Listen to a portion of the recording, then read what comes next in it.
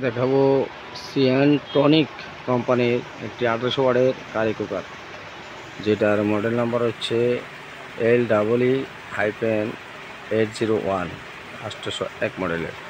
এই কারি কুকারটা হচ্ছে 8 লিটার ক্যাপাসিটি 10-in-1 10টা ফাংশনে কারি কুকারে দেওয়া আছে। 8 লিটার ক্যাপাসিটি কারি কুকারটা হচ্ছে একটু প্রেসার কুকারের মতো লক সিস্টেম ঢাকনাটা, এবং ঢাকনা উঠলে নর্মাল কারি কুকারের মতো কাজ হবে, পাতিলের মতো রান্না হবে, আর ঢাকনা লাগালে প্রেসার কুকারের মতো কাজ হবে।